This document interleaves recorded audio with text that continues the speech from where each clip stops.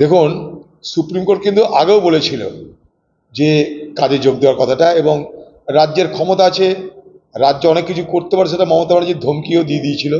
আপনারা মনে করে দেখুন সেই জনসভাতে সুপ্রিম কোর্টকে রেফার করে রাজ্যের সরকার সেদিনকে ধমকি দিয়েছিল। ঠিক আছে, তো সুপ্রিম কোর্টের যে আদেশ, সেই আদেশ সকলের জন্য শিরোধার্য হওয়া উচিত। এক, 2 নম্বর যে যারা জুনিয়র ডাক্তার, তারা তো আন্দোলনটা করছে তাদের নিজের দাবিতে, যেমন পাশাপাশি তাদের সুরক্ষার সঙ্গে সঙ্গে গোটা স্বাস্থ্য পরিষেবার আরও বেশি সুরক্ষা যাতে প্রদান হয়, তার জন্য রাজ্য সরকারের বিরুদ্ধে এবং এই আন্দোলনের এটা হচ্ছে মূল ভিত্তি।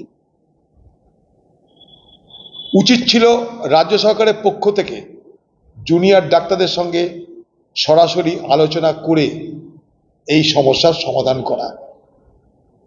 জুনিয়র ডাক্তাররা কখনো কাজে যোগ দেব না এ কথা বলেনি। তারা কি করেছে, কর্মবিরতি করেছে। কর্মবিরতি মানে সেটা কিন্তু স্থায়ী নয়। বিরতি মানেটা কি, সেটা সময় সাপেক্ষ। তাই তারা কিন্তু কর্মবিরতিটা করেছে কেন না, রাজ্য সরকারের তাদের সমস্যা নিয়ে, তাদের দুর্দশা নিয়ে, তাদের সুরক্ষা নিয়ে রাজ্য সরকারের দৃষ্টি আকর্ষণ করার জন্য তারা কিন্তু কর্মবিরতির কথা ঘোষণা করেছে। আজকে তারা কর্মবিরতি করেছে বলেই আজকে, এবং তাদের আন্দোলনের প্রতি সহানুভূতি আছে বলে, সমর্থন আছে বলেই আজকে বাংলার মানুষ হাসপাতালে যতটা পরিষেবা তাদের কাছে পাওয়া দরকার ততটা না পেয়েও কখনো কিন্তু বিক্ষুব্ধ হয়নি। অর্থাৎ আন্দোলনকারীদের প্রতি বাংলার আপামর মানুষের এই সমর্থন জুনিয়র ডাক্তাররা আদায় করতে পেরেছে। কিন্তু এটাও ঘটনা, যখন সুপ্রিম কোর্ট মানবিক দিকটা দেখতে চাইছে, রুগীর পরিষেবার কথা বলছে, তখন আপনারা আন্দোলন এবং সেবা দুটোর মধ্যে একটা সমতা আনার চেষ্টা করলে ভালো হয়। একটা হাইব্রিড আন্দোলন তৈরি করার চেষ্টা করা দরকার। অর্থাৎ আন্দোলনও হবে, আবার সেবাও হবে, সুপ্রিম কোর্টের নিষেধাজ্ঞা পালন করাও হবে। সুপ্রিম কোর্ট আপনাদের উপর কোনো নিষেধাজ্ঞা করেনি। সুপ্রিম কোর্ট বলেছে যদি না যান তাহলে রাজ্যের অধিকার আছে। রাজ্যের অধিকার আগেও ছিল, কিন্তু আপনাদের আন্দোলনের তীব্রতায় রাজ্য ধমক দিয়ে থেমে গেছিল, ধমক দিয়েছিল, চমক দিয়েছিল, কিন্তু রাজ্য থেমে গেছিল। কারণ রাজ্য চেয়েছিল ডাক্তারদের সঙ্গে, আন্দোলনকারীদের সঙ্গে সাধারণ মানুষের একটা বিবাদ তৈরি হোক, একটা যে সদ্ভাব আছে সেখানটায় বিঘ্ন হোক, এবং একটা বৈরতা তৈরি হোক, একটা শত্রুতা তৈরি হোক। কিন্তু পশ্চিমবঙ্গের মুখ্যমন্ত্রী মমতা ব্যানার্জির ইচ্ছাকে, অভিলাষাকে ব্যর্থ করে দিয়ে বাংলার সাধারণ মানুষ তাদের অসুবিধা সত্ত্বেও, কারণ জুনিয়র ডাক্তার না দেখাতে পেরে তারা প্রাইভেট নার্সিংহোমে গেছে, প্রাইভেট হসপিটালে গেছে চিকিৎসার জন্য, তার জন্য তাদের খরচ বেশি হয়েছে, কিন্তু তবুও তারা আন্দোলনের প্রতি কখনো বিক্ষুব্ধ হয়নি। সেইটা বুঝতে পেরে পশ্চিমবঙ্গ সরকারের পক্ষ থেকে আজ সুপ্রিম কোর্টে দাবি করা হয়েছে যে তাদের আন্দোলনকে প্রত্যাহার করবার জন্য চাপ দিতে। অর্থাৎ পশ্চিমবঙ্গ সরকার নিজে পারেনি এই আন্দোলনকারীদের সঙ্গে আলোচনা করে সহজ সরল শান্তিপূর্ণভাবে সদ্ভাবের পথে এই সমস্যার সমাধান করতে। তারা সেই উকিলের পিছনে লক্ষ লক্ষ টাকা খরচ করে সুপ্রিম কোর্টের দৃষ্টি আকর্ষণ করে একটা অর্ডার বার করে নিয়ে এসেছে। কিন্তু রাজ্য কিন্তু একবারও সুপ্রিম কোর্টে গিয়ে বলেনি যে তদন্ত হোক, যারা অপরাধী তাদের শাস্তি হোক, তাদের দ্রুত শাস্তির জন্য আপনি সচেষ্ট হন, তাদের দ্রুত শাস্তির জন্য আপনি কড়া ব্যবস্থা নিন। সে কথা আপনার লয়ারের মাধ্যমে সুপ্রিম কোর্টের কাছে গিয়ে সেই আবেদন করা কিন্তু হয়। অর্থাৎ রাজ্য সরকার তার দ্বিচারিতা স্পষ্ট করে দিল। রাজ্য সরকার দ্বিচারিতা কি, আন্দোলন থেমে যাক, আন্দোলন থেমে গেলে তারপর রাজ্য সরকার তার মতন করে নানা সরকারি অস্ত্র ব্যবহার করবে সেই আন্দোলনকারীদের ভবিষ্যতে যাতে খাড়া হতে না পারে তার জন্য। আমি আন্দোলনকারীদের কিন্তু এটা সতর্ক করে দিতে চাই, এই রাজ্য প্রতিহিংসা পরায়ণ আচরণ করবেই। প্রতিহিংসা চরিতার্থ করার জন্য সুপ্রিম কোর্টের এই আদেশকে কার্যকর করতে নিজেদের হিম্মত দেখাতে না পেরে তারা কোনো রকমে আন্দোলনটা থামিয়ে দিয়ে তারপর তাদের বাহুবল, পেশিবল, প্রশাসনিক বল সব কিছু তারা প্রয়োগ করার চেষ্টা করবে। এটা যেন আন্দোলনকারী ডাক্তাররা মনে রাখেন। আপনারা এর মধ্যে ইতিহাস সৃষ্টি করেছেন, বাংলার মানুষ আপনাদের সমর্থন করেছে, আগামী দিনেও করবে। তাই সুপ্রিম কোর্টের যেহেতু একটা আদেশ, সেই সঙ্গে বাংলার যারা পেশেন্ট, যারা রুগী, সাধারণ মানুষ, তাদেরও চিকিৎসার কথাটা ভাবা দরকার। কারণ আপনারা শপথ নিয়েছেন মানুষকে সেবা করার জন্য। 1 মাস আপনারা আন্দোলন করেছেন, বাংলার মানুষ আপনাদের সাথ দিয়েছে, সমর্থন করেছে।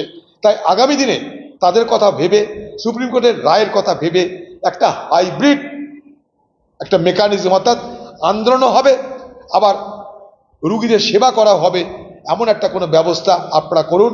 বাংলার মানুষ আপনাদের সঙ্গে থাকবে বলে আমি দৃঢ়ভাবে বিশ্বাস করি। মুখ্যমন্ত্রী কুৎসা রাখানো হচ্ছে, পরিবারকে টাকা দেওয়ার কথা বলা হয় সরকারি কুৎসা, এবং রেসিডেন্সিয়াল ডক্টর তারা একটা ডিমান্ড করেছে কংগ্রেসে, সেই জন্যই বলা হয়েছে। বাংলার মুখ্যমন্ত্রী কমসে কম এটা বলে দিন না যে আরজিকর কোনো ধর্ষণই হয়নি, কেউ খুনই হয়নি, সেটা বলতে ঝামেলা মিটে যাবে। কুৎসা মানেটা কি? যা নয় তা বলাটা মানে কুৎসা। তাহলে আরজিকরে কি ধর্ষণ হয়নি? আরজিকরে কি ধর্ষণের পর খুন হয়নি? বলুন, আপনি বলে দিন যে না, আরজিকরে কিছু হয়নি। আপনি আরজিকরের ডাক্তারদের সান্ত্বনা দেওয়ার জন্য মনে করে দেখুন, একটা মহিলা ধর্ষণ এবং খুনে যাওয়ার পর আপনি তাদেরকে খুশি করার জন্য বলেছিলেন মহিলার নামে একটা বিল্ডিং করে দেবো, ডেডিকেটেড বিল্ডিং হবে। এই হচ্ছে আপনার মানসিকতা। তার পরিবারের মা বাবাকে যে কথা বলেছেন সে কথা আপনাকে আজকে প্রত্যাহার করে নিতে হয়। বাইরে সেই মা বাবার বিরুদ্ধে আপনি আজকে অভিযোগ করছেন। দিদি, আপনি মানেন না মানেন, জেনে রাখবেন ধর্মের কর বাতাসে নড়ে। বাংলার মানুষ আপনার দ্বিচারিতা, সততা, চালাকি তা ধরেছে, তা চিহ্নিত করেছে, আপনাকে তাই নিন্দা করছে আপনার বিরুদ্ধে। আর আপনি আপনার স্বভাবজাত চরিত্র অনুযায়ী, আপনার চরিত্র অনুযায়ী, আপনার স্বভাব অনুযায়ী আপনি গোটা ঘটনাকে লঘু করার জন্য প্রথম দিন থেকে চেষ্টা করেছেন। আজকে বলবেন কুৎসা, কালকে বলবেন ষড়যন্ত্র, পশ্চিম বলবেন আপনার সরকারের প্রতি বাকি সকলের ঈর্ষা, হিংসা, তাই তারা অপপ্রচার করছে। তাহলে বলে দিন যে আরজিকর কাজে কিছু হয়নি, আরজিকরে কোনো চিকিৎসক খুন হয়নি, আরজিকরে কোনো অপরাধ হয়নি, বলে দিন। লজ্জা লাগে না আপনার? তার মা বাবার কাছে গিয়ে আপনি ঘুষ দিতে চেয়েছিলেন। ঘুষ দেওয়া আপনার চরিত্রের মধ্যে পড়ে। অপরাধ করানোর পর ঘুষ দিয়ে কেউ বিপদে পড়লে তাকে ম্যানেজ করে আপনার ক্যারেক্টারের মধ্যে পড়ে। এটা আপনার স্বভাব আপনার। এটাই করেছেন আপনি বাংলায় বারবার ধর্ষণের ঘটনায়, সে হাঁসকালি হোক, সে কালিয়াগঞ্জ হোক, সর্বত্র, সে দমদমক, সর্বত্র আপনি পয়সার বিনিময়ে খরিদ করতে চেয়েছেন সেই সমস্ত অত্যাচারিত পরিবারের মানুষের ইচ্ছাকে।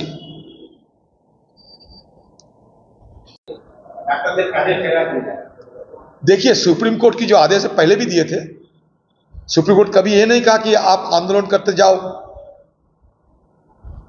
ये कभी नहीं कहा सुप्रीम कोर्ट ने।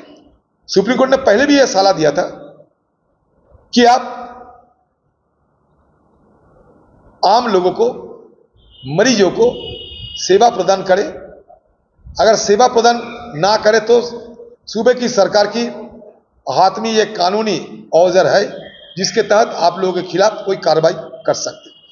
ये पहली बार नहीं, ये तो सुप्रीम कोर्ट की पहले से, ये नए नहीं, ये कोई नया बात नहीं। सुप्रीम कोर्ट पहले ही इसका जिक्र किया था, और ये जिक्र करने के बाद बंगाल के मुख्यमंत्री खुद जनसभा में खड़ा होकर धमकी भी दिए थे।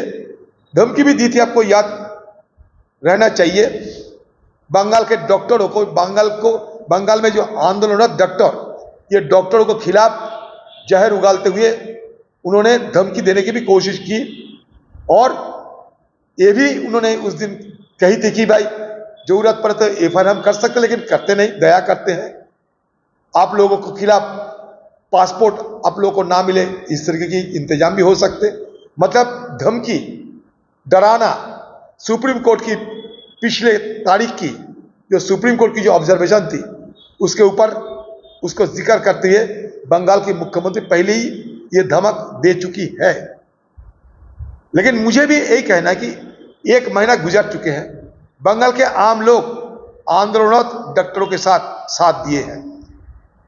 बंगाल के मुख्यमंत्री खाड़ी खोटी बात सुनाते हुए ये आंदोलनकारियों की मनोबल कमजोर करने के लिए कोई कसर नहीं छोड़ी। फिर भी जब कामयाबी नहीं मिली तो फिर कोर्ट में वो दरखास्त किए हैं, लेकिन कोर्ट में उन्होंने ये दरखास्त नहीं किए कि हमारा यहाँ तब्दील ठीक ढंग से चल रहे हैं, ये गलत ढंग से चल रहे हैं, आप थोड़ा कड़ी कदम उठाने की सलाह दे, आदेश दे। ये सूबे की सरकार की तरफ से ये नहीं कही गई, लेकिन आंदोलनरत डॉक्टर के खिलाफ ये सरकार गुहार लगाते हैं सुप्रीम कोर्ट में। लेकिन इसमें मेरा ये राय है, मेरा ये सलाह भी है कि इसलिए कि आम लोग परेशान हो रहे हैं, फिर भी समर्थन जताते आ रहे हैं। ममता बनर्जी खुद चाहते हैं कि आम लोगों के साथ, मरीजों के परिवारों के साथ आंदोलनरत डॉक्टर की एक विवाद बने, एक दरार पैदा हो। ये भी इनकी कोशिश है, ये भी इनके मन की मनसा है, खलाल पैदा हो ये चाहती है। लेकिन मुझे ये लगता है कि अभी आंदोलन डॉक्टरों को दोबारा यह सोचना चाहिए कि जब सुप्रीम कोर्ट में दोबारा इस मुद्दे को सामने रखे हैं, आप लोगों की सोच समझ के चलना चाहिए, क्योंकि आप लोगों के जो आंदोलन वो अहिंसक आंदोलन है, कानून के खिलाफ आप लोग कभी नहीं कोई कदम उठाई, अगले दिन भी नहीं उठाएंगे, ये मेरा पूरा उम्मीद है। आप आंदोलन के तरीका बदल दो, हाइब्रिड आंदोलन कर सकते, मतलब काम भी हो, परिजनों की, रोगी मरीजों की सेवा भी हो और साथ साथ आंदोलन भी चलते रहे। ऐसा कोई परियोजना, ऐसा कोई मैकेनिज्म आप खुद तैयार करो, क्योंकि सब तरफ आपको समर्थन मिलते रहे। কলকাতা এবার এসেছে পদত্যাগ করার জন্য মমতা ব্যানার্জি বলেছে। মমতা ব্যানার্জির পায়ে ঘরের লোক, ওরা তো অনেক কথাই বলবে। মমতা ব্যানার্জি ঘর ঝাড় দিতে পারে, ঝাড় দিতে হবে এখনই পুলিশ কমিশনার গিয়ে। চলো।